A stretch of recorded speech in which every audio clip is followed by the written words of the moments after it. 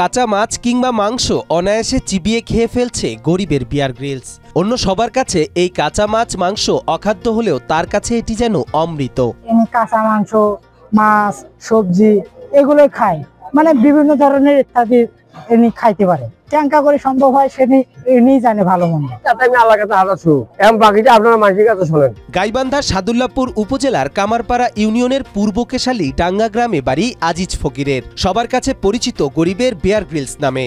একনল hand wash 100% paraben free, তাই নিরাপদ হাতের জন্য আস্থা রাখুন একনলে। 20 বছর আগে একদিন বাড়িতে ভাত না দেয়ায় বাবার ওপর রাগ দেখিয়ে বাড়ি ছেড়ে চলে যান রংপুরের বদরগঞ্জে। সেখানে তান্ত্রিকের কাছে শেখেন তন্ত্রমন্ত্রের বিদ্যা। একদিন তান্ত্রিকের দেয়া নির্দেশে একটি আস্ত রুই মাছ কাঁচাই খেয়ে ফেলেন আজিজ ফকির। আমি ছোটবেলা যাই হলো শামপুর বদরগঞ্জে কোতোয়ালি থানায়, বাড়ির থেকে গোসা যাই, যা ওখানে আমি কর্ম করি। থাকার পরে আমার উস্তাদের নাম হলো আইব সাতাল। তো ওখানেই ওনার সাথে পাশে বসে বেড়াতে যাই হোক আমার কাঁচা জিনিস খাওয়া অভ্যাস হয়েছে। এইভাবে আমার চলতেছে খাওয়া অভ্যাস, এখন আমি খাটিয়েছি, দেখাইতেছি। সেই থেকে কাঁচা খাবার খাওয়াকে রীতিমতো নেশায় পরিণত করেছেন তিনি। হাতের কাছে কাঁচা যা কিছু পেতেন তা নিমিষেই সাভার করে ফেলেন তিনি।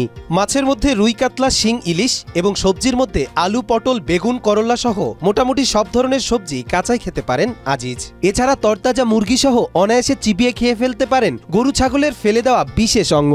বিদেশেরা খায় পোড়া দিয়ে, আর বাংলায় আমি খাওয়াচ্ছি কাঁচায়। তো কোনটা ভালো? আলুতে কত প্রকার ওষুধ দিয়ে তৈরি করছে, ওটা বিষ। যতক্ষণ পাক করেনি এতক্ষণ বিষ আছে, কত ফলমূল দিয়ে তৈরি করানো আছে মেডিসিন দিয়ে। আর আমার সেটা হজম করে দিই আমি।